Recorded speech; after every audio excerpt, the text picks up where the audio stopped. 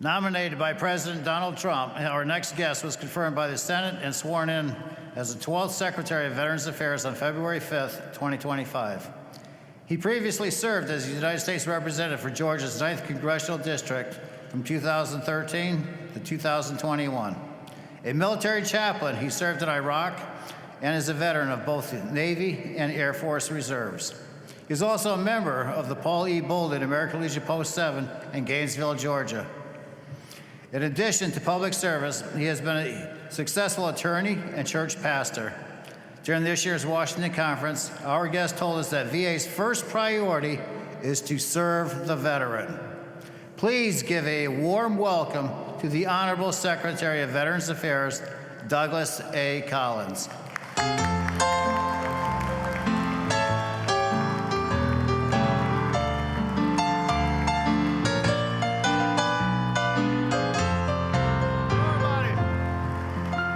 How's everybody this morning? Oh, now come on. I bet a bunch of American Legion folks do a little better now. How's everybody this morning? Hey, it's football week. I'm going to get you fired up. Go Dogs. Oh, here we go. Well, it's good to be with you this morning. It's great also to know that I have just fired all of my advanced staff for making me speak after Tulsi Gabbard. I'm kidding. Tulsi is a dear friend. You could not have a better friend, a better person who is leading our intelligence community right now than Tulsi Gabbard. Tulsi puts country first. She puts others above herself, and she is an honor and a blessing to have as a fellow member of the cabinet, but also somebody who serves with you and along with us. In fact, Tulsi and I have a distinction. We're the only two members of the cabinet that are actually still actively serving in the military. She is still in the Army, and I'm in the Air Force, and we're still actively participating because we believe in one thing, that service is the most important thing that we can give. So let's dig into this. I come here this morning not to give you a tired PowerPoint presentation. I came here not to give you the same old that you may have heard from the VA. I'm here to tell you this morning that there is a new day at the VA because we have changed from an organizational focus on how many employees we have and how many our FTE counts on. We're changing the metric. The metric is no longer how big we are. The metric is how well are we taking care of veterans, and that is our only measure of success anymore. I am tired of a country, and if there's media in the room or others who are listening to me, you've heard me say it before, but I'm going to say it again. I've heard it said that we give our veterans so much. We're giving our veterans this, and we're giving our veterans that. I don't know about you here in Tampa today, but I don't know a veteran that's been given anything. They have earned everything that they have gotten from this country. When they raised their right hand and said, "We will serve this country," they have earned every bit of it. It's time we remember that. And it's time you have a VA that understands that. It's time that you have a VA that puts you first. It's time for a VA that says, you know, when we look at this, we're going to take care of our veterans. It's also time, and it's a good to have, isn't it? A president who actually stands up and says, I love our veterans, and also a president who says, I love that flag right there, and I'll make sure that I defend it. That's what a President Trump administration looks like, and we're here this morning to celebrate that.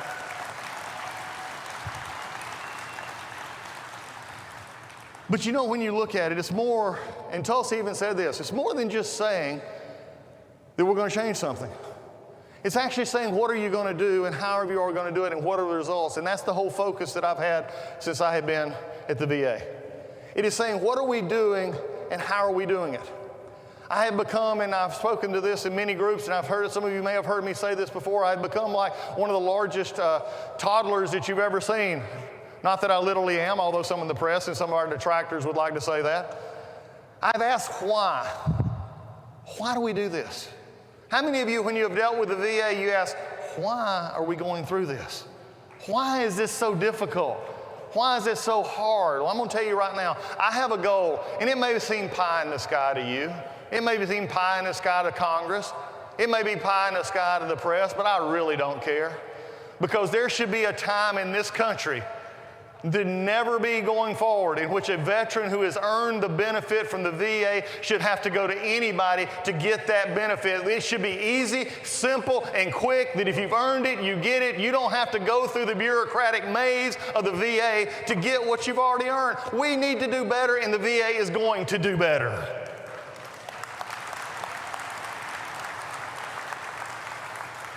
And we put this in results. When I came into office, one of the issues was backlog. How many of you you've probably had your claim and it took forever, and I've heard it before. It took forever, I never got it. When I got to the VA, there was 260,000 backlogged disability claims that were over 125 days. Over 125 days, 260,000. I said, why are we doing this? Well, we've got a lot of work, Mr. Secretary. There's a lot of things going on, Mr. Secretary. We got this. I said, that's bull crap. We're not worried about what we're doing. We're worried about our veterans not getting the help that they deserve. So we put an intense focus on it. We put overtime on it. And I'm here to report to you today that in just a little over 4.5 months, we have dropped it from 260,000 to under 150,000, and it is falling every day.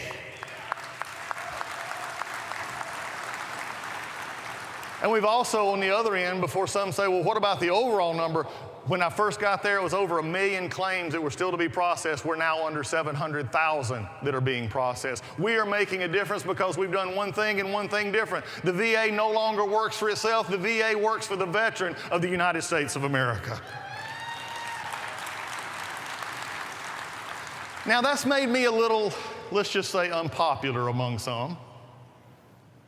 It's made me a little bit, I guess, not on the Christmas card list of some who like the VA the way it is. You know what I found? And I was a member of Congress for 8 years, so I understood this. Congress tends to like to talk about a problem, think they've solved it, and then complain about it, and then try and solve it again. I think we need to cut the middle person out here. I think we need to find a problem and what? Solve it. But you know, that puts you at odds with the folks who didn't want us to do that. And so I've taken a lot of heat. I've taken a lot of bad press I'm really upset about. I came this morning, and you up here in the close here can see, I actually, you know, from some, if you read the press reports or read the Reddit columns about me, that I have actual horns. I sawed them off this morning. But you know what?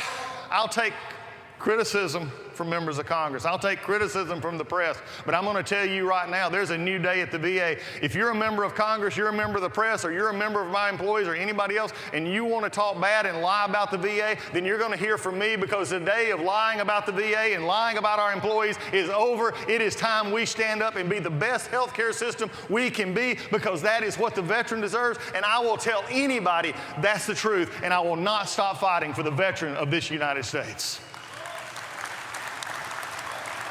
Attack me all you want. Attack what we don't. But you're not going to question my commitment to the veteran of this country. Because at the end of the day, have you ever thought about it, why this organization grew so much, but yet wait times were going up? Disability backlogs were going up? It's not about how many people we have. It's about, are we actually giving a service to the ones that we're supposed to be about? The VA is a service organization, not an employment agency. So my hope is that if we started this new day, that we're going to continue to see it, because I'm actually telling our employees it's time to be leaders. I'm going to our hospitals and our hospital center directors and say it's time for you to lead and quit worrying about other things. It's quit worrying about the organization. It's time for you to make decisions that are best for our veterans. And I'm hoping you're going to see it in your local VAMCs and in your local clinics. They're going to make decisions at the lowest level. Is that not what the military taught us? Solve problems at the lowest level. Quit pushing it up. If it gets to my desk, I'm going to make a decision. You're probably not going to be real happy about it. But we've got to get better. So that's why I'm here this morning. I told you about the backlog. I've told you about wait times. Tulsi actually remembered the Choice Act, but Mission Act, which was signed on a stage just like this by President Trump, said that there is an area in which we are going to use community care to make sure the veterans of this country get the help that they need. And you've had others tell you about community care, but I'm going to tell you over the last 4 years, unfortunately, they decided community care was not in the cards for most of our veterans. They wanted to keep everybody in the VA.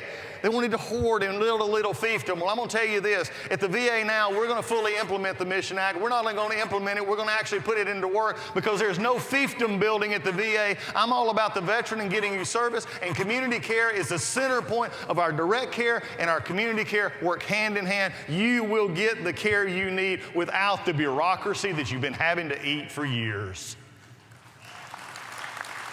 How do we do that? We've made best medical interest a standard now, so that if a doctor and you come together and you decide that the best medical interest for you is to go to the community, that doctor can say it is in the best medical interest for you to go to see a community doctor. You don't have to worry about wait times. You don't have to worry about miles driving. You just simply go to the community care doctor, and we're going to make sure that you get that community care. And also for some of you who've gotten the referrals for 6 months, that is the most asinine thing I've ever heard of in my life.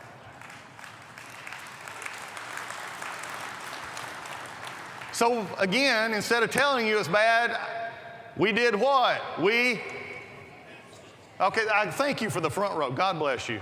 So we're all going to participate. Are we all ready to be a choir this morning? One more time. Are we ready? If you find a problem, you do what? If you find a problem, you do what? That's what we do.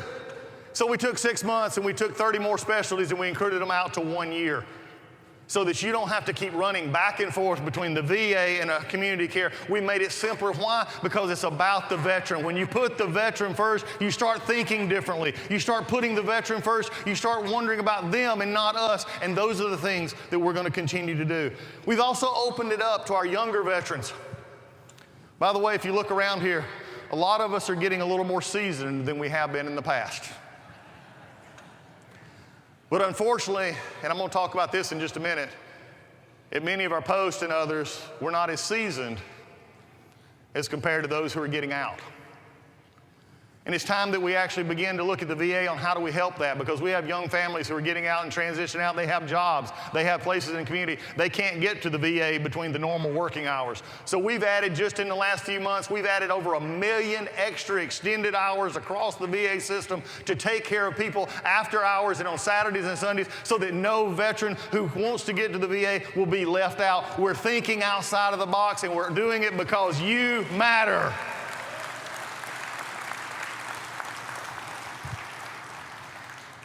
But I would be remiss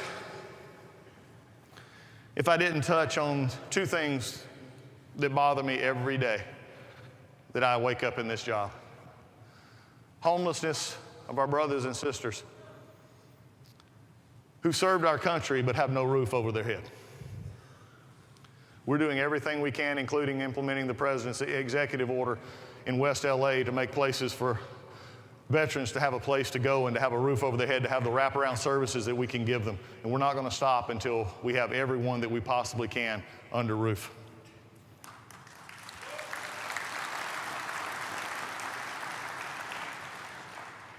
But then we get to another issue. And this is where, can we speak as family this morning? Can we talk truth for just a minute? I'm tired of veterans mimicking what I used to know in the church world as the I'm fine community. Now, for those who may not understand what I'm talking about here, let me just go for a minute. How many times have you walked into church or walked into your organization, you saw somebody and you looked at him and they said, "How you doing?" He said, "I'm fine." And the reality behind that "I'm fine" is I'm not fine. The reality is behind that "I'm fine" is I'm not fine. And what I'm going to challenge you, and I need your help in this area. Be the One program is great. But how many times do you see folks who don't come to the meetings? How many actually come into the meetings and you hear a lot of "I'm fine"? How's it going? I'm great. But you know, in reality, they're not. The places that we gather as veterans should be the very place that we can frankly not put on the mask of "I'm fine."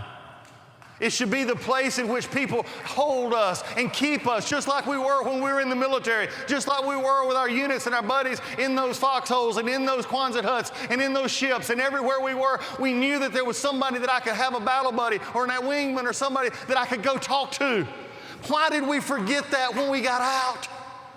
I'm challenging you today in your programs that you have to take it a step further. I want to stretch you just a little bit. I want you to get beyond the surface conversations. I want you to get beyond the I'm fines. I want you to get beyond the what are we going to do next week. I want to get you beyond the bingo and beyond the bar and beyond the meetings. I want you to find people in your life and ask them point blank, are you really okay? And that's not going to be easy because it's hard. Nobody wants to admit that they're struggling. I'm a chaplain. I used to do newcomers briefings all the time. And I'd tell the newcomers when they came in, especially the reservists, I would tell them this. I said, get ready. On your weekend, here's what's going to happen. The kids are going to get sick. The dog's going to run off. The car's not going to start. The freezer's going to break. And they're all going to happen as you're pulling out the driveway to go to your 2 days. Everything's not going to be okay. But that's okay because none of us are truly okay. We have those moments when we need each other. And for your brothers and sisters in the Legion, when they come to the post or you see them in the grocery store or you haven't seen them in a while, my question for you is, do you know someone that you've served with or somebody that you've known for a while that all of a sudden you don't see them as much anymore? I have a question for you. Have you picked up the phone and called them? Have you picked up maybe an email and just said, hey, I'm thinking about you, a text message, something to say we care? Because I'm going to tell you right now, folks, we as veterans are a smaller and smaller population in this country. And if we don't stand up for each other, nobody's going to do it for us. I need the Legion to stand up and say, I'm beyond I care. I'm beyond how are you feeling. I'm beyond anything else except I want to make sure you believe that others are taking care of you during your time of trouble.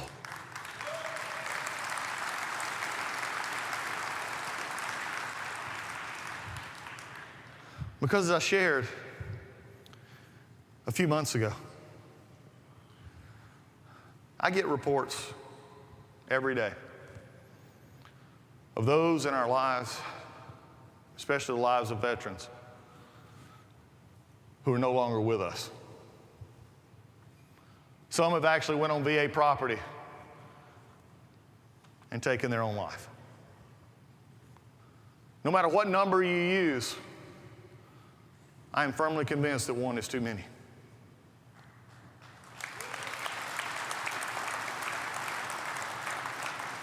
I'm firmly convinced that if we as a society and we as a government called the VA do not care, then the rest of the world will not give a damn about us. It is us that has to take the priority. It is this VA that has to take priority. And it is you in back home, in your communities, in your town halls, in your places where you go to worship, in your places of lodge. Everywhere you go, you've got to take the accountability for each other, because if we don't, then we'll continue to lose them. 1, 2, 3, 4, 5, 6, 7, 8, 9, 10, 11, 12, 13, 14, 15, 16,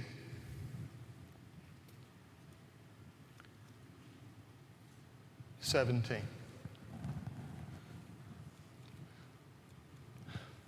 At the end of this day, will not be with us anymore. Not every week, not every month. Today. So as we gather to celebrate the Legion coming together, the VA doing what it's supposed to do, and that's to take care of veterans and quit worrying about the bureaucracy. I challenge each of you, when you get up in the morning or before you go to bed in the evening, count to 17 and then say, I will be the one. I won't take, I'm fine, for an answer any longer. And I'll commit to you. As Secretary of VA, I will wake up every day with one thing and one thing on my mind. It's how do I do what the President told me to do? I'm going to take care of veterans. And that's all I'm going to do. God bless you.